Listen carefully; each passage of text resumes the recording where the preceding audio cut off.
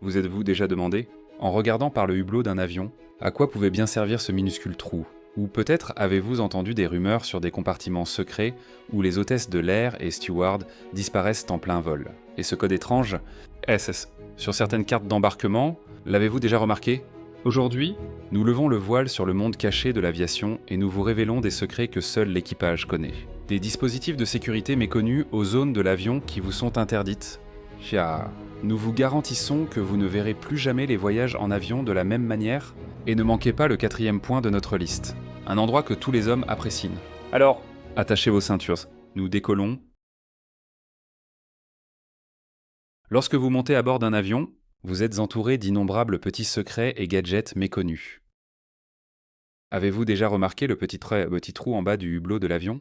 À première vue, on pourrait penser à un défaut de conception, mais cette petite caractéristique est en réalité l'un des héros méconnus de la sécurité aérienne. Alors que l'avion s'élève à des milliers de mètres dans le ciel, la pression de l'air extérieur chute de façon spectaculaire. À l'intérieur de la cabine, en revanche, la pression est soigneusement contrôlée pour rester respirable. Cela crée une différence de pression importante qui, sans précaution, pourrait exercer une contrainte extrême sur les hublots.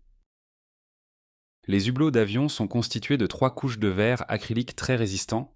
La couche extérieure subit de plein fouet les forces environnementales telles que les vents à grande vitesse, le froid extrême et la lumière intense du soleil. La couche intermédiaire contient le minuscule orifice de ventilation, connu sous le nom de trou de purge, qui régule la pression entre les panneaux intérieurs et extérieurs. La couche la plus intérieure sert de dernière ligne de défense, protégeant les passagers d'éventuels dommages et gardant leur vue dégagée. Ce minuscule trou de ventilation ne se contente pas d'équilibrer la pression, il empêche également la formation de buées ou de givre qui pourraient vous gâcher la vue imprenable sur les nuages. La prochaine fois que vous prendrez une photo en plein vol, vous pourrez remercier ce petit trou discret de vous garantir un cliché parfait pour Instagram. Regardez attentivement lors de votre prochain vol, et vous pourriez apercevoir des marques triangulaires rouges ou noires sur les parois intérieures de la cabine. Ces triangles ne sont pas de simples décorations, ce sont des outils conçus pour l'équipage. En hiver ou par temps glacial, ces repères indiquent les meilleurs points de vue pour que les membres de l'équipage puissent inspecter les ailes. Depuis ces hublots, ils peuvent vérifier si les ailes de l'avion sont exemptes de glace ou de neige. Une mesure de sécurité cruciale avant le décollage. Mais ce n'est pas tout. Pour les amateurs de photographie, ces triangles marquent les angles de vue optimaux pour capturer les ailes ou l'horizon parfait. Si vous avez la chance d'être assis près de l'un de ces hublots, vous pourriez bien prendre une photo digne d'un magazine de voyage. Maintenant que vous connaissez ce secret, chercherez-vous ces triangles lors de votre prochain vol? Dites-le moi dans les commentaires. Avez-vous déjà repéré la mention SS Samash S-Base et Sasamof et en CES et Ritstene Samos CSS sur votre carte d'embarquement? Il s'agit de l'acronyme de Secondary Security Screening Selection, ce qui signifie que vous avez été sélectionné pour un contrôle de sécurité supplémentaire par la TSA, l'administration de la sécurité des transports américaine. Ce processus comprend des inspections approfondies de vos bagages à main, des palpations de sécurité renforcées, des prélèvements sur les appareils électroniques pour détecter d'éventuels explosifs, ainsi que des vérifications détaillées de votre identité et de vos documents de voyage. Pourquoi cela arrive-t-il? Bien que la TSA garde les critères secrets, les déclencheurs courants incluent les voyages vers des destinations à haut risque, la réservation de billets aller simple, le paiement en espèces ou l'organisation de voyages de dernière minute. Parfois, votre nom peut correspondre à celui d'une personne signalée dans une base de données de sécurité. Selon les données de la TSA de 2024, environ 75 000 passagers par mois subissent un contrôle secondaire. Les voyageurs décrivent souvent cette expérience comme étant gênante mais gérable. Un passager a noté « Cela a ajouté 15 minutes à mon voyage ». Mais savoir que c'est pour la sécurité a rendu les choses plus faciles à supporter. Pour faciliter le processus, arrivez en avance. Coopérez avec les agents de la TSA et préparez vos appareils électroniques et vos liquides pour l'inspection. Partager votre carte d'embarquement sur les réseaux sociaux peut sembler anodin, voire tendance. Mais saviez-vous que cela pourrait exposer une mine d'informations personnelles? Alors, comment cette carte peut-elle vous nuire exactement? Nous allons vous le révéler. Mais avant de continuer, n'oubliez pas de prendre 5 secondes pour cliquer sur le bouton d'abonnement et activer les notifications. Mes chers amis, nous sommes très heureux de votre soutien. Caché dans le code-barre ou le QR code de ce petit bout de papier se trouve une multitude d'informations personnelles qui, entre de mauvaises mains, pourraient conduire à une usurpation d'identité, à une fraude ou même à une violation de vos projets de voyage. Votre carte d'embarquement contient bien plus que les détails de votre vol. Dans son code sont intégrées des données personnelles telles que votre nom, votre sexe et votre numéro de passeport, ainsi que votre historique de voyage, vos réservations à venir et vos coordonnées d'urgence. Dans certains cas, même les détails de votre carte de crédit ou de votre compte bancaire utilisé pour le paiement du billet peuvent y être encodés. Les escrocs peuvent facilement accéder à ces informations à l'aide de décodeurs en ligne, transformant une simple carte d'embarquement en une mine d'or de données personnelles. Ces risques ne sont pas que théoriques. Des cas ont été signalés où des personnes ont reçu des appels frauduleux de la part d'interlocuteurs qui connaissaient non seulement leur nom complet et leur lieu de résidence, mais aussi des détails spécifiques sur leur carte de crédit. Comme les 4 derniers chiffres, beaucoup ont d'abord blâmé leur banque ou leurs transactions en ligne, ignorant que la fuite provenait de leur carte d'embarquement jetée. Pour vous protéger, évitez de partager des photos de votre carte d'embarquement sur les réseaux sociaux. Même partiellement, si vous avez une carte physique. Déchirez-la en petits morceaux avant de la jeter.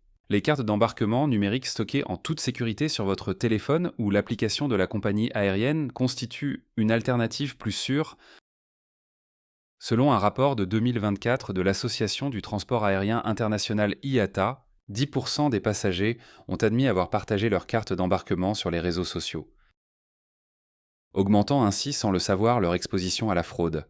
Les risques sont réels, mais la solution est simple, protégez votre carte d'embarquement et réfléchissez à 2 fois avant de la partager ou de la jeter négligemment. Votre vie privée vaut bien plus qu'une publication sur les réseaux sociaux. Avez-vous déjà eu une mésaventure en partageant une photo de votre carte d'embarquement ou avez-vous vu quelqu'un d'autre le faire? Racontez-nous dans les commentaires ci-dessous. Votre histoire pourrait aider quelqu'un d'autre à rester en sécurité. Vous êtes-vous déjà demandé comment les hôtesses de l'air et les stewards parviennent à paraître si énergiques et sereins, même après de longs vols? Le secret réside dans une caractéristique peu connue de l'avion, le compartiment de repos de l'équipage. Un endroit que les hommes apprécient probablement. Un petit escalier mène à un havre de paix, généralement situé dans les parties supérieures ou arrière de l'appareil. Ces compartiments abritent de petites couchettes, chacune équipée d'un oreiller, d'une couette en duvet et de ceintures de sécurité pour maintenir les membres de l'équipage en sécurité même en cas de turbulence. Bien que loin d'être luxueux, ces espaces offrent de l'intimité. Les compagnies aériennes de luxe, comme Singapore Airlines, vont encore plus loin en équipant, dit-on, ces zones de taille d'oreiller en soie pour une touche de confort supplémentaire. Ainsi, la prochaine fois que vous vous demanderez où a bien pu passer l'hôtesse de l'air ou le steward sympathique qui vous a servi vos boissons, il se pourrait bien qu'il ou elle soit juste au-dessus de vous. Perdu dans un monde de rêve. Je plaisante? Bien sûr, mais le repos des pilotes et du personnel de cabine est crucial pour assurer la sécurité du vol. Lorsqu'un membre de l'équipage a terminé son temps de repos, un système téléphonique interne le réveille pour s'assurer que le prochain service est prêt. La fatigue des membres de l'équipage est une préoccupation majeure en matière de sécurité dans l'aviation, selon un rapport de 2024 de l'Association des pilotes de ligne britannique. 84% des pilotes ont admis que la fatigue avait affecté leur capacité à piloter, tandis que 56% ont avoué s'être endormis pendant les vols. Un incident surprenant s'est produit en 2021 lorsqu'un pilote reliant Cairns à Redcliffe, en Australie, s'est endormi pendant 40 minutes, dépassant sa destination de plus de 100 km. Heureusement, le système de pilotage automatique a maintenu le contrôle, évitant ainsi une catastrophe, bien que la connaissance de ces compartiments secrets puisse tenter certains passagers de jeter un coup d'œil. Gardez à l'esprit que ces zones sont strictement interdites. Elles sont réservées à l'équipage et sont essentielles au maintien de la sécurité et de l'ordre à bord. Si vous cherchez à améliorer votre expérience de vol, voici un conseil. Soyez aimable avec les hôtesses de l'air et les stewards. Un simple bonjour ou une interaction polie peut faire toute la différence. Prêtez attention pendant les consignes de sécurité ou engager une conversation légère et respectueuse lorsqu'ils ne sont pas occupés peut laisser une impression positive. Parfois, faire preuve de reconnaissance peut même vous valoir de petits avantages des collations supplémentaires. Un peu plus d'attention, voire un surclassement. Les hôtesses de l'air et les stewards sont des êtres humains, et ils apprécient souvent les gestes de respect et de gratitude. Certains passagers vont même plus loin en laissant des compliments pour un service exceptionnel après leur vol. Qui sait? Vos mots aimables pourraient bien illuminer leur journée. Avez-vous déjà tiré la chasse d'eau des toilettes d'un avion en vous demandant où vont les déchets? Ce son satisfaisant de whoosh fait partie d'un système ingénieux conçu pour gérer les déchets de manière efficace, tout en maintenant l'hygiène à 30 000 pieds d'altitude. Mais que se passe-t-il ensuite? Et qu'en est-il de la mystérieuse glace bleue qui tombe du ciel? Plongeons dans le sujet. Au début de l'aviation, les toilettes étaient un luxe. Les passagers devaient en se contenter de conteneurs portables ou se retenir jusqu'à l'atterrissage. Heureusement, les avions modernes ont parcouru un long chemin. Aujourd'hui, la plupart des avions utilisent des toilettes à aspiration. Un système ingénieux qui utilise un minimum d'eau et une puissante aspiration pour transporter les déchets dans des réservoirs de stockage scellés. Ces réservoirs contiennent un désinfectant qui décompose les déchets tout en empêchant les odeurs de s'échapper. Une fois l'avion au sol, les équipes au sol de l'aéroport vident les réservoirs et éliminent leur contenu en toute sécurité.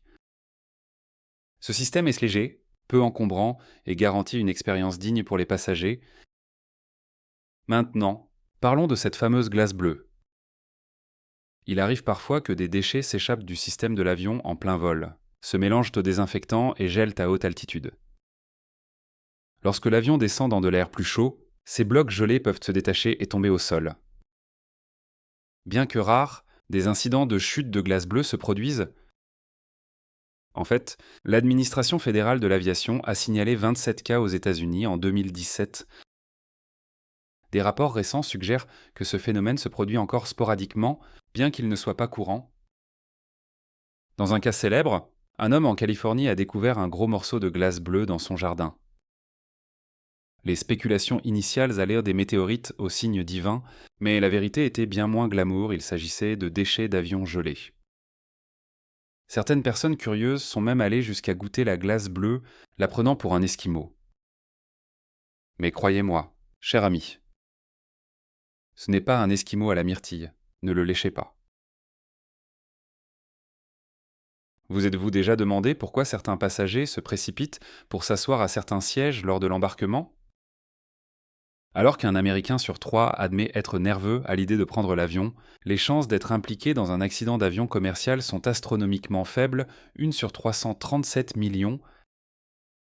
C'est bien plus sûr que votre trajet quotidien. Des recherches révolutionnaires menées par l'autorité de l'aviation civile du Royaume-Uni et l'université de Greenwich ont analysé 105 incidents aériens pour percer le code de la survie.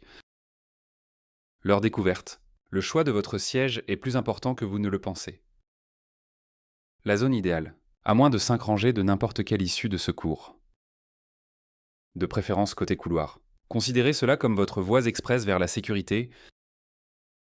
L'architecture de l'avion raconte une histoire de survie. La partie avant offre un taux de survie de 65% en cas d'incendie, tandis que l'arrière affiche un taux de 53%, la section centrale. Où les ailes sont fixées, et comme l'armure de l'avion, elle est incroyablement solide. Mais il y a un rebondissement. Ces réservoirs de carburant à proximité, ils ajoutent un facteur supplémentaire à prendre en compte. Chaque section de l'avion est conçue différemment. Le cockpit est comme une forteresse, renforcée pour protéger les instruments vitaux et l'équipage. Le milieu, c'est là que les ailes rejoignent le fuselage. Créant une base ultra solide lors des atterrissages d'urgence. Ces avions sont intelligents. Ils sont conçus pour éviter les impacts frontaux, mais l'histoire de l'aviation aime les surprises. Prenez l'incident libyen, où la section de la queue est restée intacte alors que le reste de l'avion n'a pas suivi le schéma habituel, bien que le choix du siège influence les chances de survie. La préparation est tout aussi cruciale. Se familiariser avec les issues de secours les plus proches et prêter attention aux consignes de sécurité augmente considérablement vos chances de vous échapper d'un accident. Le transport aérien reste l'un des modes de transport les plus sûrs, mais comprendre la sécurité des sièges et la préparation peut apporter une tranquillité d'esprit aux voyageurs anxieux. Les pilotes sont depuis longtemps considérés comme des professionnels exerçant l'un des métiers les plus stressants au monde. Imaginez être confiné dans un petit cockpit pendant des heures avec quelqu'un avec qui vous ne vous entendez pas. Pour éviter les tensions ou les distractions inutiles, les compagnies aériennes autorisent les pilotes à soumettre une liste de personnes avec lesquelles ils ne souhaitent pas voler, identifiant ainsi les collègues avec lesquels ils préfèrent ne pas être associés. Une fois approuvée, cette information est entrée dans le système de planification de la compagnie aérienne, garantissant que ces associations sont évitées. C'est un moyen simple mais efficace de maintenir la concentration et l'harmonie pendant les vols. Après tout, ne serait-ce pas formidable si chaque métier vous laissait choisir vos coéquipiers? Contrairement à la croyance populaire, un copilote n'est pas simplement l'assistant du commandant de bord qui va chercher le café ou s'occupe de tâches mineures. Les copilotes sont des pilotes professionnels pleinement qualifiés, formés pour gérer la sécurité et les opérations de vol aux côtés du commandant de bord. Bien que le commandant de bord ait généralement plus d'expérience, le copilote prend souvent les commandes pendant les vols. Leurs rôles sont déterminés avant le décollage. L'un pilote l'avion, tandis que l'autre surveille les systèmes et gère la communication. Cependant, les copilotes ont des limites, en particulier dans des conditions difficiles. Par exemple, sur un Airbus A330. Un copilote ne peut faire atterrir l'avion que si les vents de travers sont inférieurs à 20 nœuds, alors qu'un commandant de bord peut gérer des vents de travers allant jusqu'à 40 nœuds. Ouais. Le parcours pour devenir commandant de bord est tout sauf facile. Un copilote doit d'abord obtenir les 3 galons sur son épaulette, signe d'ancienneté, puis accumuler entre 4000 et 5000 heures de vol pour pouvoir prétendre à une promotion. Même alors, les candidats subissent une formation, des simulations et des évaluations rigoureuses avant de s'asseoir dans le siège convoité de gauche du cockpit. La prochaine fois que vous prendrez l'avion, prenez un moment pour reconnaître les efforts et le dévouement des pilotes et de l'équipage. Leur travail va au-delà de l'expertise technique. C'est un engagement à naviguer en toute sécurité dans le ciel, souvent dans des conditions difficiles. Un simple merci peut grandement contribuer à reconnaître la responsabilité qu'ils assument pour vous amener à destination en toute sécurité. Voyager sur un long courrier en classe économique ressemble souvent à une épreuve d'endurance, avec des sièges d'étroits. Un espace limité pour les jambes et la possibilité constante d'un bébé qui pleure à proximité, les publicités pour la première classe promettent une évasion des suites privées luxueuses, du champagne à volonté et des repas de luxe qui ne dépareilleraient pas dans un restaurant 5 étoiles. Mais le prix exorbitant en vaut-il vraiment la peine? Ou la classe affaires offre-t-elle presque les mêmes avantages pour une fraction du coût? Alors que la première classe est commercialisée comme le summum du luxe, bon nombre de ces caractéristiques se retrouvent désormais dans les cabines de classe affaires améliorées, et les compagnies aériennes brouillent de plus en plus les frontières entre ces deux catégories pour attirer un public plus large. Des repas de haute qualité servis sur de la porcelaine fine, des oreillers et des couvertures moelleux. Et même des pyjamas gratuits sont désormais courants en classe affaires. Sage. Certaines compagnies aériennes, comme Qatar Airways et Singapore Airlines, sont allées plus loin en créant des suites privées en classe affaires qui rivalisent avec celles de la première classe. Ce changement remodèle l'industrie. Selon un rapport de 2024 de l'Association du transport aérien international IATA, plusieurs compagnies aériennes ont complètement supprimé les cabines de première classe, se concentrant plutôt sur des offres de classe affaires améliorées. En conséquence, l'expérience autrefois exclusive de la première classe est désormais accessible sous des formes modifiées à des prix plus bas. La différence de prix entre la première classe et la classe affaires peut être stupéfiante. En moyenne, un billet en classe affaires coûte environ le double du prix d'un siège en classe économique, tandis que la première classe peut coûter 6 fois plus cher, voire plus. Par exemple, un vol aller-retour en classe économique de New York à Londres pourrait coûter environ 1000 $, environ 925 euros, tandis que la classe affaires pourrait coûter de 2 à 3000 $, environ 1850 à 2775 euros. Et la première classe pourrait dépasser les 10 000 $, environ 9250 euros. La première classe tient sa promesse de luxe, mais l'écart entre elle et la classe affaires se réduit. Pour la plupart des voyageurs, la classe affaires offre un juste milieu entre confort et valeur, ce qui est en fait le meilleur choix pour les vols long courriers. À moins que l'intimité et l'exclusivité ne soient pas négociables, économiser l'argent supplémentaire pour des expériences à votre destination est souvent le choix le plus judicieux. En matière de défis aéronautiques, les oiseaux ne sont qu'un début. Des conditions météorologiques extrêmes comme la grêle et la foudre peuvent mettre à l'épreuve même les avions les plus avancés. Les orages de grêle sont parmi les conditions météorologiques les plus dangereuses pour les avions, en juillet dernier. Un vol de Delta Airlines reliant Milan à New York en a fait l'expérience, peu après le décollage. L'avion a rencontré un violent orage de grêle. Les passagers ont décrit avoir vu de gros grêlons s'abattre sur l'avion, faisant violemment trembler les ailes. Des photos prises pendant le vol ont montré des trous dans le nez et des dommages des aux ailes. Malgré les dégâts visibles, l'avion a atterri en toute sécurité. Sans qu'aucun blessé ne soit signalé, la compagnie aérienne a dû faire face à d'importants coûts de réparation, mais les passagers sont restés indemnes, ce qui témoigne de la durabilité des avions modernes. Bien que la foudre puisse sembler un événement rare, un avion est en moyenne frappé par la foudre une fois toutes les 10 000 heures de vol. Selon les données de sécurité aérienne, cela peut paraître alarmant, mais les avions sont spécialement conçus pour résister aux coups de foudre. La plupart des avions sont fabriqués en aluminium, un matériau conducteur qui canalise la charge électrique d'un coup de foudre en toute sécurité autour de l'avion. Lorsque la foudre frappe, le courant entre généralement par le nez ou le bout des ailes et sort par la queue, contournant ainsi complètement l'intérieur et les passagers. Avec l'essor des matériaux composites dans la fabrication des avions, plus légers mais moins conducteurs que le métal, les ingénieurs ont incorporé des treillis métalliques, comme du fil de cuivre. Dans la structure, pour assurer une protection continue, chaque avion subit des tests rigoureux de simulation de foudre avant d'être certifié pour le service, garantissant qu'il peut dissiper en toute sécurité l'énergie d'un coup de foudre.